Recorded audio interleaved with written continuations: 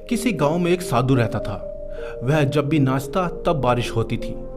इसीलिए गांव के लोगों को जब भी बारिश की जरूरत होती तब वह उस साधु के पास जाते और उनसे अनुरोध करते कि वह नाचे, और जब वह नाचने लगते तो बारिश शुरू होती थी। एक दिन गांव में 4 लड़के शहर से घूमने आए। जब उन्हें यह बात पता चली कि किसी साधु के नाचने से बारिश होती है तो उन्हें यकीन नहीं हुआ। शहरी पढ़ाई लिखाई के घमंड में उन्होंने गांव वालों को चुनौती दे दी कि अगर हम भी नाचेंगे तो बारिश होगी, और अगर हमारे नाचने से बारिश नहीं हुई तो साधु के नाचने से भी बारिश नहीं होगी। अगले दिन सुबह सुबह गांव वाले उन 4 लड़कों को लेकर साधु की कुटिया के पास पहुंचे। गांव वालों ने साधु को सारी बात बताई। फिर उन लड़कों ने नाचना शुरू किया। पहले लड़के ने नाचना शुरू किया। आधा घंटा बीत गया, फिर पहला लड़का थक कर बैठ गया, पर बादल नहीं दिखे। कुछ देर बाद दूसरे लड़के ने नाचना शुरू किया और 1 घंटे बीतते बीतते वह भी थक कर बैठ गया।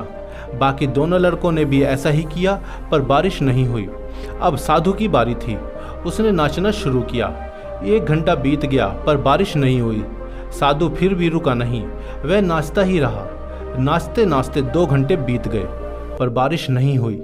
लेकिन साधु तो रुकने का नाम ही नहीं ले रहा था।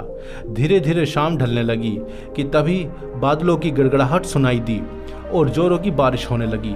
यह देखकर 4 लड़के दंग रह गए और तुरंत साधु से क्षमा मांगी। फिर 4 लड़कों ने साधु से पूछा, बाबा भला ऐसा क्या हुआ कि हमारे नाचने से बारिश नहीं हुई और आपके नाचने से बारिश हो गई?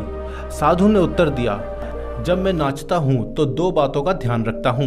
पहली बात तो ये, मैं यह सोचता हूँ कि अगर मैं नाचूंगा तो बारिश को होना ही पड़ेगा। दूसरी है कि तब तक नाचूंगा जब तक कि बारिश ना हो जाए।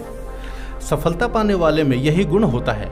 जिस चीज़ को करते हैं उसमें उन्हें सफल होने का पूरा यकीन होता है, और वह तब तक उस चीज़ को करते हैं जब तक कि वह सफल ना हो जाए।